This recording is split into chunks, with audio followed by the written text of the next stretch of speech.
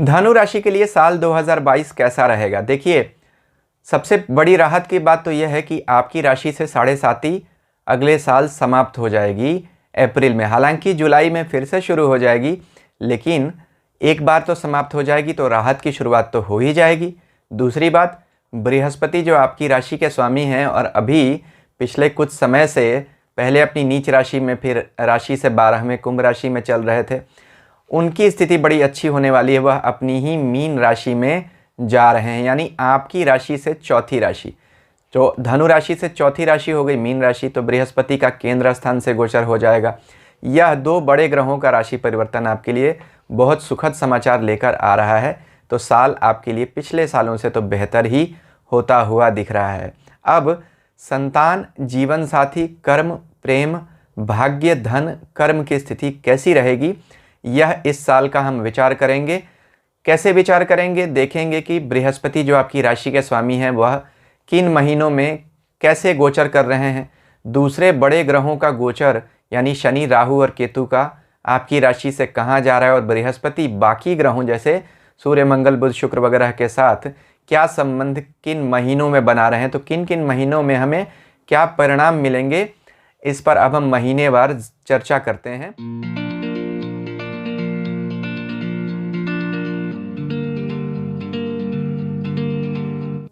ओम नमः शिवाय। मैं अंशुमान आपका स्वागत करता हूं।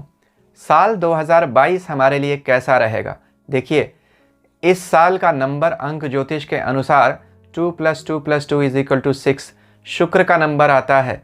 शुक्र धन, व्यापार, व्यवसाय, प्रेम, विवाह, साझेदारी, ऐश्वर्य, भोग विलास, वाहन के ग्रह हैं। तो साल अच्छा रहेगा लगभग सभी के लिए। अब अलग अलग राशि वाले लोगों के लिए तो अलग अलग फल निश्चित रूप से आएंगे। साल महत्वपूर्ण भी है क्योंकि इस साल 4 बड़े ग्रह अपनी राशि परिवर्तित कर रहे हैं। राहु और केतु 12 अप्रैल को, बृहस्पति 13 अप्रैल को और शनि 29 अप्रैल को राशि बदल रहे हैं। हर साल ये 4 बड़े ग्रह राशि नहीं बदलते हैं, इसलिए जिस साल में राशि बदलें वह साल परिवर्तन का साल कहा जाता है। इस वीडियो में मैं आपको बताऊंगा कि इस राशि परिवर्तन का आप पर क्या प्रभाव पड़ेगा, राशिफल क्या रहेगा आपका व्यक्तिगत, सामाजिक, personal, professional life, spiritual life, धन, परिवार, स्वास्थ्य, नौकरी, व्यवसाय की स्थिति कैसी रहेगी, यानी इन शॉर्ट तन, मन, धन की स्थिति कैसी रहेगी। तो आइए सबसे पहले ईश्वर के नाम से स्वस्ति वाचन से शुरू करते हैं। तदैव लग्नम सुदिनम तदैव, ताराबलम चंद्रबलम तदैव, विद्याबलम दैव बलम तदैव, लक्ष्मीपतिम तेम घृयुगम स्मरामि। यानी लग्न, दिन, तारा, चंद्रमा, देवता, विद्या सबका बल मिल जाता है जब हम श्री हरि के नाम से शुरू करते हैं। तो सबका श्री हरि कल्याण करें। क्या रहेगा इस साल आपका समय, इसको मैंने इस वीडियो में विस्तार से चर्चा की है।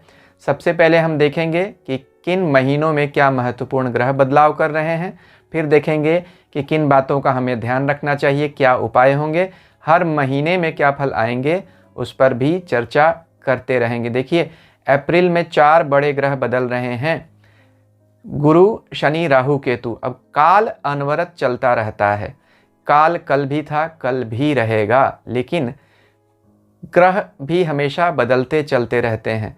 काल खंड कुछ ऐसा होता है समय का जब यह ग्रह प्रभाव तीव्र हो जाता है, इसे ट्रांजिशन टाइम कहते हैं।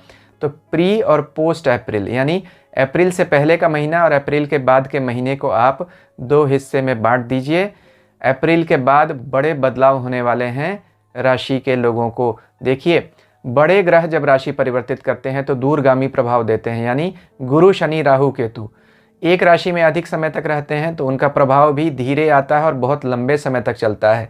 बाकी जो 5 ग्रह हैं, सूर्य, चंद्र, मंगल, बुध और शुक्र, इन्हें इनर प्लैनेट कहते हैं, छोटे ग्रह हैं, इनका तात्कालिक प्रभाव होता है। तो जब भी हम राशि फल की बात करते हैं तो दूरगामी प्रभाव देने वाले बड़े ग्रह और तात्कालिक प्रभाव देने वाले छोटे ग्रह, इनको मिलाकर देखते हैं, प्लस आपकी अपनी महादशा अंतरदशा क्या चल रही है उससे भी इसे मिलाना चाहिए। तो मंथ वाइज यानी महीनेवार प्रेडिक्शन करने से पहले देख लेते हैं कि ग्रह कब राशि, नक्षत्र और गति बदल रहे हैं। इससे आपको यह समझ में आ जाएगा कि किन महीनों में क्या संभावनाएं होंगी, क्या सावधानियां रखनी पड़ेंगी। इससे आप अपने पूरे वर्ष की रूपरेखा यानी एक्शन पॉइंट्स प्लानिंग तैयार कर सकते हैं। साथ में आप अपने जीवन साथी के भी गोचर का, राशिफल का ज़रूर विचार करें, उसका भी असर आता अवश्य है। जो लोग विवाहित हैं उनको इस बात का विचार करना पड़ेगा। जो लोग साझेदारी का काम करते हैं, बिजनेस पार्टनरशिप में मिलकर करते हैं, उन्हें अपने बिजनेस पार्टनर की भी राशि का विचार अवश्य रखना चाहिए। अभी तक अगर आपको मेरा वीडियो पसंद आ रहा है तो कृपया मेरे चैनल को सब्सक्राइब कर दीजिए और सब्सक्रिप्शन बटन के साथ लगी घंटी को भी ज़रूर दबा दीजिए, ताकि आपको आगे भी ऐसे वीडियोस की लेटेस्ट नोटिफिकेशंस समय पर मिलती रहें। तो गुरु, शनि, राहु, केतु के राशि परिवर्तन और नक्षत्र परिवर्तन, वक्री और अस्त का विचार कर लेते हैं। इन दिनों के आसपास आपको साल में सावधानी रखनी पड़ेगी, संभावनाएं भी इसमें आ सकती हैं। तो गुरु सबसे पहले साल की शुरुआत से लेकर 12 अप्रैल तक कुंभ राशि में है, शनि की राशि में है। उसके बाद वह अपनी ही राशि मीन में जा रहे हैं, जहां वह साल के अंत तक रहेंगे। नक्षत्रों की अगर बात करें तो गुरु 2 जनवरी से लेकर 2 मार्च तक राहु के शतभिषा नक्षत्र में रहेंगे। 2 मार्च से लेकर 28 अप्रैल तक अपने ही नक्षत्र पूर्वा भाद्रपद में रहेंगे, अच्छा प्रभाव देंगे। और 28 अप्रैल से लेकर साल के अंत तक शनि के उत्तरा भाद्रपद नक्षत्र में रहेंगे। तो अधिकतर समय बृहस्पति, राहु और शनि के नक्षत्रों में रहेंगे। वक्री होंगे 29 जुलाई से लेकर 24 नवंबर तक और अस्त रहेंगे 23 फरवरी से लेकर 27 मार्च तक। तो बृहस्पति जब वक्री और अस्त हों तो हमें अपने कार्यस्थल पर विचार अधिक रखना चाहिए, क्योंकि धर्म और धन के स्वामी होते हैं बृहस्पति। इनका विशेष विचार रखिए। जो आप निर्णय बड़े लेने वाले हैं, जो दूरगामी प्रभाव आएंगे, उन पर सावधानी रखिएगा। अब शनि पर विचार करते हैं। देखिए, शनि साल की शुरुआत से लेकर 28 तारीख तक अपने ही मकर राशि में है। वहाँ 29 अप्रैल को वह कुंभ यानी एक्वेरियस साइन में चले जाएंगे। नक्षत्रों की अगर बात करें तो साल की शुरुआत से लेकर 18 फरवरी तक शनि श्रवण नक्षत्र में है, जो चंद्रमा का नक्षत्र है, मित्र नहीं है। और 18 फरवरी से लेकर साल के अंत तक धनिष्ठा नक्षत्र में है, जो मंगल का नक्षत्र है, वह भी इनके मित्र नहीं है। तो शनि इस साल दोनों अपने शत्रु नक्षत्रों में गोचर करेंगे, लेकिन राशियां उनकी दोनों अपनी स्वयं की रहेंगी। 29 अप्रैल को वह अपनी कुंभ राशि में चले जाएंगे। मकर राशि के शनि धन देते हैं, मेहनत बढ़ा देते हैं, और कुंभ राशि के स्वामी आदमी को स्पिरिचुअल अधिक बना देते हैं, फिलोसॉफिकल अधिक बना देते हैं। वक्री की अगर बात करें तो शनि 5 जून से लेकर 23 अक्टूबर तक वक्री हैं, और अस्त आपके शनि 24 जनवरी से 27 फरवरी तक हैं। तो जब वक्री और अस्त हों तब हमें कोई बड़ा निर्णय नहीं लेना चाहिए, उससे बचना चाहिए। राहु 12 अप्रैल तक वृष राशि में है, अपनी उच्च राशि में, और उसके बाद मेष राशि में साल के अंत तक रहेंगे। अगर नक्षत्रों की बात करें तो 14 जून तक राहु कृतिका नक्षत्र में है, सूर्य के अपने शत्रु के नक्षत्र में है। उसके बाद 14 जून से साल के अंत तक भरणी नक्षत्र में है, शुक्र जो उनके मित्र का नक्षत्र है, धन देते हैं इस नक्षत्र में राहु। केतु की बात करें तो केतु साल की शुरुआत से लेकर 12 अप्रैल तक वृश्चिक राशि में है, 12 अप्रैल से साल के अंत तक तुला राशि में रहेंगे। साल की शुरुआत से लेकर 8 फरवरी तक वह अनुराधा नक्षत्र में है, 8 फरवरी से लेकर 18 अक्टूबर तक विशाखा में है। अनुराधा शनि का नक्षत्र, विशाखा गुरु का नक्षत्र, और उसके बाद 18 अक्टूबर से साल के अंत तक स्वाति नक्षत्र में है, जो राहु का है। तो केतु ज़्यादातर समय इस साल शनि और राहु के नक्षत्रों में बिताएंगे। सेहत की समस्याएं केतु देंगे। शनि और राहु के नक्षत्र में बैठा हुआ केतु धन की और सेहत की समस्या दे सकता है, आपको सावधान रहना चाहिए। अब समस्या की बात हो रही है तो ग्रहण का भी विचार करना चाहिए। इस साल सूर्य ग्रहण होगा 30 अप्रैल को मेष राशि में और 25 अक्टूबर को तुला राशि में। वहीं चंद्र ग्रहण 16 मई को तुला राशि में होगा और 8 नवंबर को मेष राशि में होगा। तो मेष और तुला का ये पहला और 7वां जो है एक्सिस बना हुआ है। जिस भी राशि वाले लोगों को यह जहाँ जहाँ भाव आएंगे उन भाव से जुड़ी हुई बातों में सतर्कता रखनी चाहिए। सावधानी इस बात की रखनी है कि आपको अपने गोचर के साथ अपनी महादशा और अंतर्दशा का भी ज़रूर विचार करना चाहिए। इतना आप नहीं करना चाहते हैं तो फिर आप अपना राशिफल सुन लीजिए। इस राशिफल के अंत में मैं उपाय भी बता दूंगा कि क्या उपाय करते हैं। तो महीनेवार राशिफल, हर महीने में किन तारीखों को हमें क्या सावधानियां रखनी है, ग्रह कैसे बदल रहे हैं और उनका क्या प्रभाव हर महीने का आ रहा है, इससे अब शुरुआत करते हैं। बृहस्पति कुंभ राशि में साल की शुरुआत में चल रहे हैं, तो अभी कुछ समय तक और आपको साल के पहले क्वार्टर में अभी समस्याएं बनी रहेंगी, लेकिन उसके बाद आपको बड़ी राहत मिलने वाली है। तो साल की शुरुआत में अभी जैसा चल रहा है वैसा ही कमोबेश चलता रहेगा। कुछ राहत आपकी ज़रूर मिलेगी, सूर्य का गोचर और बाकी गोचर आपको राहत ज़रूर देंगे। अब नक्षत्रों की अगर हम बात करें कि बृहस्पति क्या परिणाम देंगे पूरे साल में, वह नक्षत्रों पर भी बहुत अधिक निर्भर करेगा। ग्रह जिस नक्षत्र में बैठता है उसका भी फल देता है, जिस राशि में बैठता है उसके अलावा। यह बात सभी ग्रहों पर लागू होती है, बड़े ग्रहों पर विशेष रूप से लागू होती है, क्योंकि बड़े ग्रह एक नक्षत्र में अधिक समय तक रहते हैं तो उनका प्रभाव भी दूरगामी होता है। तो बृहस्पति साल की शुरुआत में 2 जनवरी को राहु के शतभिषा नक्षत्र में चले जाएंगे, जहां वह 2 मार्च तक रहेंगे। राहु इस पीरियड में वृष राशि से गोचर कर रहे हैं। वृष राशि आपकी राशि से छठे भाव में आती है, तो छठे भाव में गोचर करना राहु का आपके लिए अच्छा है। लेकिन फिर भी बृहस्पति जब राहु के नक्षत्रों में गोचर करते हैं जो उनका मित्र नहीं है, तो कुछ सेहत संबंधी समस्या ज़रूर देते हैं। खास तौर पर जो भी ग्रह राहु के नक्षत्र में गोचर करेगा वह सेहत के लिए अच्छा नहीं माना जाता है। अगर राहु का कोई संबंध रोग स्थान यानी छठे भाव से बन जाए तब यह स्थिति और ज़्यादा प्रकट रूप में दिखने लगती है। तो सावधान रहना पड़ेगा साल की शुरुआत में। आपको इस समय में देखिएगा कि राहु जो हैं बृहस्पति से चौथे गोचर कर रहे हैं, तो हृदय में चिंताएं भी आपके बढ़ाते रहेंगे। 2 मार्च को बृहस्पति अपने ही नक्षत्र पूर्वा भाद्रपद में आ जाएंगे, जहां वह 28 अप्रैल तक रहेंगे। स्व नक्षत्र से बृहस्पति का गोचर आपको लाभ देगा, रिलीफ देगा। तो 2 मार्च से आप राहत की सांस लेनी शुरू कर सकते हैं, क्योंकि इसी के बाद आपका राशि परिवर्तन भी हो जाएगा। 13 अप्रैल को बृहस्पति चूंकि अपनी ही मीन राशि में चले जाएंगे, तब तो स्थितियां आपके सर्वथा अनुकूल होती चली जाएंगी। लेकिन 28 अप्रैल से लेकर साल के अंत तक फिर बृहस्पति अपने नक्षत्र पूर्वा भाद्रपद से निकलकर शनि के नक्षत्र उत्तरा भाद्रपद में चले जाएंगे। शनि आपकी राशि से दूसरे और तीसरे भाव के स्वामी बनते हैं और इन्हीं दोनों भावों में भ्रमण करते रहेंगे। तो इस नक्षत्र गोचर में आपको धन का लाभ होता रहेगा, यानी बृहस्पति इस नक्षत्र में जाकर आपको धन का लाभ देंगे। शनि का परिणाम देना शुरू कर देंगे बृहस्पति। यात्राएं भी हो सकती हैं, कोई नई नौकरी मिल सकती है। बहुत सारे धनु राशि के लोगों के लिए करियर में यह टर्न का साल होने वाला है, बड़े बदलाव का समय होने वाला है। 23 फरवरी से लेकर 27 मार्च तक बृहस्पति अस्त हैं, तो राशि के स्वामी अस्त हैं, तो आपको सावधानी रखनी पड़ेगी। लेकिन चूंकि इस समय में वह अपने ही नक्षत्र में रहेंगे 2 मार्च से, तो वह चीज़ों को कंट्रोल करते रहेंगे। फिर भी सावधान रहिएगा सेहत को लेकर, क्योंकि कुछ दिनों तक तो वह राहु के नक्षत्र में है, तो सेहत को लेकर तकलीफ देंगे। 13 अप्रैल से जब बृहस्पति चौथे भाव में पहुंच जाएंगे आपके अपनी ही राशि में, हंस नाम का राजयोग बनाएंगे। यह राजयोग बहुत अच्छा होता है ज्ञान के लिए, पद प्राप्ति के लिए, धन प्राप्ति के लिए और धर्म के लाभ के लिए, और आपके चौथे हृदय स्थान से हो रहा है, तो बहुत अच्छा रहेगा। हृदय में आपको बहुत सुख शांति महसूस होगी।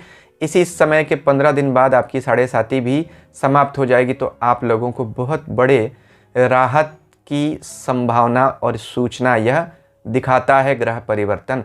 हंस राजयोग क्या करता है, अभी आप स्क्रीनशॉट देख रहे होंगे, इस पर मैंने एक विशेष वीडियो बनाया है।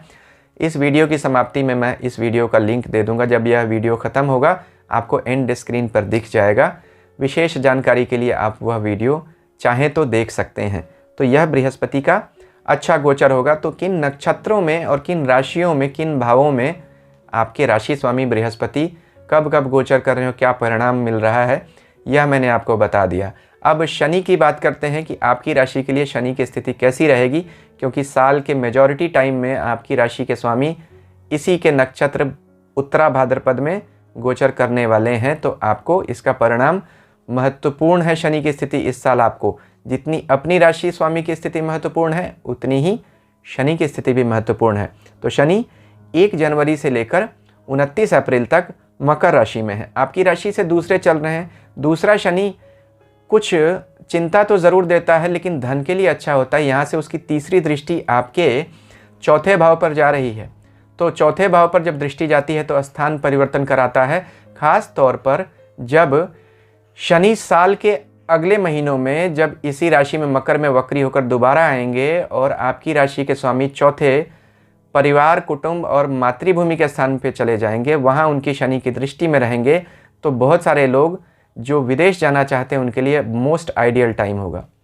ट्रांसफ़र होने के भी योग दिखते हैं, कहीं स्थान परिवर्तन, घर परिवर्तन के भी योग दिखते हैं। नया घर लेना चाहते हैं, घर शिफ्ट करना चाहते हैं, सबसे आइडियल टाइम जुलाई के बाद होगा। विदेश यात्रा के लिए भी, विदेश प्रवास या विदेश सेटलमेंट के लिए भी यह अच्छा समय होगा। 24 जनवरी से लेकर 27 फरवरी तक अस्त रहेंगे। आपके दूसरे तीसरे भाव के स्वामी हैं परिवार, भाई बहन और धन। तो उस समय में आपको सावधान रहना पड़ेगा, क्योंकि बृहस्पति उस समय शनि की ही राशि में बैठे हुए हैं। तो राशि स्वामी अस्त हो रहे हैं आपके धनु राशि वाले लोगों के लिए, यानी बृहस्पति कुंभ में बैठे हैं, कुंभ के स्वामी अस्त हो जाएंगे तो आपके बृहस्पति पर भी उसका बुरा प्रभाव पड़ेगा। तो सावधान रहिएगा इस पीरियड में। अगर नक्षत्रों की बात करें तो चंद्रमा के श्रवण नक्षत्र में 18 फरवरी तक साल की शुरुआत से शनि बैठे हुए हैं। चंद्रमा आपके 8वें भाव के स्वामी बनते हैं। हालांकि राशि स्वामी के मित्र हैं, लेकिन अष्टमेश बनते हैं, सेहत की समस्या दे सकते हैं। शनि जब भी अष्टमेश के नक्षत्र में जाता है तो सेहत की समस्या, अचानक धन हानि भी दिखाता है। सावधान रहिएगा। लेकिन 18 फरवरी से लेकर साल के अंत तक शनि का नक्षत्र धनिष्ठा में होगा।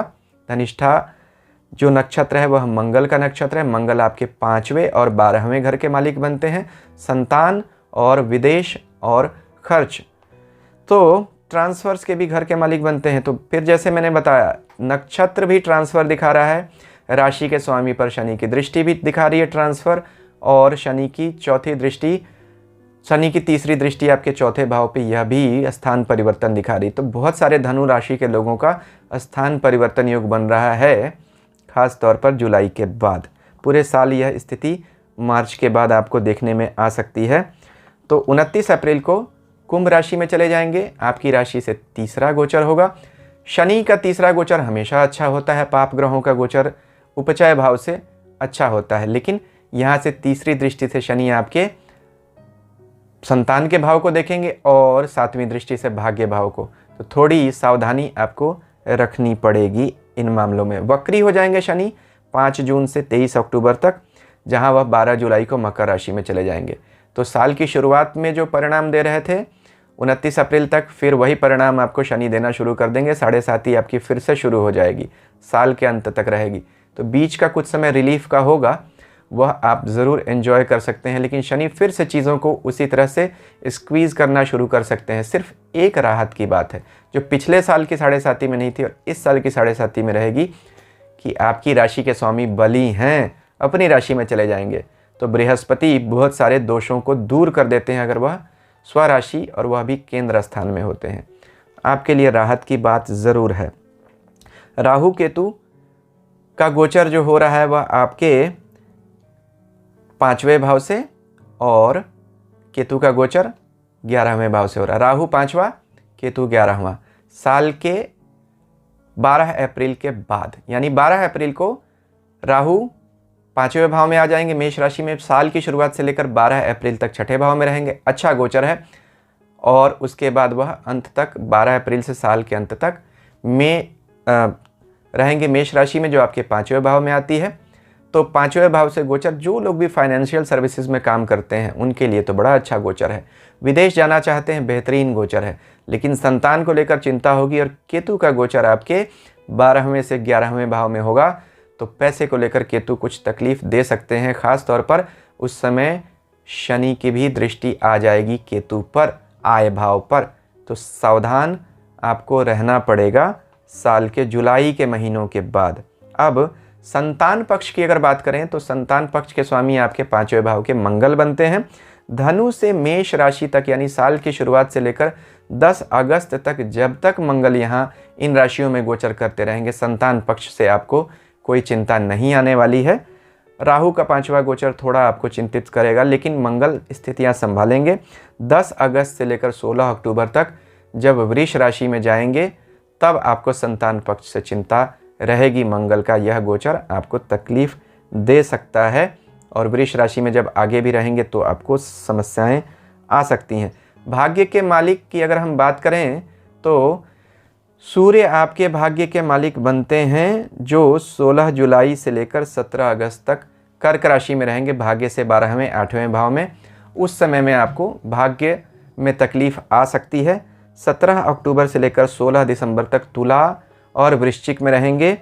इस समय उन पर ग्रहण भी लगेगा, तो आपको इन पीरियड्स में सावधान रहने पड़ेगा। तो जिन महीनों में मैंने आपको बताया उन महीने में आपको भाग्य से जुड़ी हुई समस्याएं आ सकती हैं, लेकिन फिर भी चूंकि बृहस्पति राशि के स्वामी मजबूत हैं इसलिए वह स्थितियां संभालेंगे। अगर हम जीवन साथी और नौकरी और कर्म की बात करें तो बुध इसके स्वामी बनते हैं धनु राशि वाले लोगों के लिए। 21 अगस्त से लेकर 26 अक्टूबर तक कन्या राशि यानी स्वराशि में ही बुध का गोचर होगा आपकी राशि से 10वें भाव में। तो दो महापुरुष राजयोग बनेंगे। बृहस्पति हंस नाम का राजयोग बनाएंगे और बुध भद्र नाम का। एक साथ चौथे और 10वें भाव में इतने अच्छे राजयोगों का बनना यह दिखाता है कि आपको इस पीरियड में बड़ा अच्छा देखने को मिलेगा। आपको और आपके जीवन साथी दोनों के लिए अगस्त सितंबर अक्टूबर का महीना अच्छा होता हुआ दिख रहा है। लेकिन 25 अप्रैल से लेकर 3 जून तक जब बुध वृष में रहेंगे आपको समस्याएं झेलनी पड़ेंगी। तो मई का महीना यूं कहा जा सकता है कि तकलीफ का कुछ समय हो सकता है कर्म स्थान में। सूर्य ग्रहण की अगर हम बात करें तो 30 अप्रैल को मेष राशि में हो रहा है, आपके 5वें भाव में यानी संतान पद के घर में ग्रहण हो रहा है और आपके भाग्य के स्वामी बनते हैं। तो भाग्य के स्वामी का ग्रहण हो रहा है, सावधान रहिएगा। 25 अक्टूबर को फिर तुला राशि में हो रहा है, जहां वह आपके 11वें भाव में रहेंगे, तो सावधान रहना पड़ेगा। कर्म और आय के स्वामी ग्रहण में आ जाएंगे, यानी सूर्य आपके आय के स्वामी बनते हैं, तो सावधान रहिएगा। और चूंकि सूर्य हमारी नौकरी का भी कारक होता है नेचुरल, तो वो कर्म का भी ग्रह कहा जा सकता है। तो आपका सूर्य ग्रहण आपको 5वें और 11वें एक्सिस पे हो रहा है। चंद्र ग्रहण आपका 16 मई को पहला होगा, जो तुला राशि में होगा। केतु के साथ 11वें भाव में बैठेंगे, चिंताएं देंगे। खास तौर पर चंद्रमा आपके 8वें घर के मालिक है। अचानक कोई बड़ी समस्या आ सकती है, खर्च हो सकता है, संतान को समस्या, माँ को समस्या आ सकती है। ससुराल पक्ष से कोई दुखद समाचार भी आ सकता है, सावधान रहिएगा। 8 नवंबर को चंद्रमा का ग्रहण मेष राशि में और आपके 5वें भाव में, फिर आपको संतान संबंधी समस्या। तो जो ग्रहण है वो आपके 5वें और 11th एक्सिस पे हो रहा है, यानी संतान, पद, प्रतिष्ठा, विद्या और इनकम का 11वां भाव। तो इन बातों में आपको विशेष ध्यान रखना पड़ेगा जिन दिनों में मैंने बताया है। विशेष सावधानी अपेक्षित है और आपको रखनी पड़ेगी, नहीं तो कोई तकलीफ आपको आ सकती है इन दिनों में। क्या उपाय हमें करना चाहिए, इस पर हम विचार कर लेते हैं कि पूरे साल ऐसा हम क्या करें कि हम सुरक्षित और संवर्धित रहें, यानी हमारी वृद्धि होती रहे और हम प्रसन्न और हेल्दी भी रहें, सुरक्षित भी रहें। अगर अभी तक आपने मेरा चैनल सब्सक्राइब नहीं किया है तो कृपया मेरे चैनल को सब्सक्राइब कर दीजिए। मैं अभी आपको अच्छा सा उपाय बता देता हूँ। 5 मुखी रुद्राक्ष पहनिए। रुद्र के अग्नि तत्व को बताते हैं। यह रुद्राक्ष भगवान शिव के अग्नि तत्व के हैं। बृहस्पति भी अग्नि तत्व के ग्रह माने जाते हैं तो वैसे आकाश तत्व के ग्रह बृहस्पति, लेकिन बृहस्पति की यह राशि जो धनु राशि है अग्नि तत्व की राशि है। इसीलिए अग्नि का रुद्राक्ष पहनिए 5 मुखी, तो आपके लिए बड़ा अच्छा रहेगा। बहुत ही सस्ता और सर्वसुलभ रुद्राक्ष है। एक माला आप ले सकते हैं बड़ी आसानी से, कुछ 100 रुपये में ही आ जाती है, कोई महंगा रुद्राक्ष भी नहीं है। और बाकी विष्णु सहस्त्र नाम का पाठ करते रहिए। धनु राशि वाले लोगों के लिए पिछले सालों के मुकाबले यह साल बेहतर दिखाई दे रहा है। सदा भवानी दाहिने सन्मुख रहें गणेश, पंचदेव रक्षा करें ब्रह्मा विष्णु महेश। हरिओम।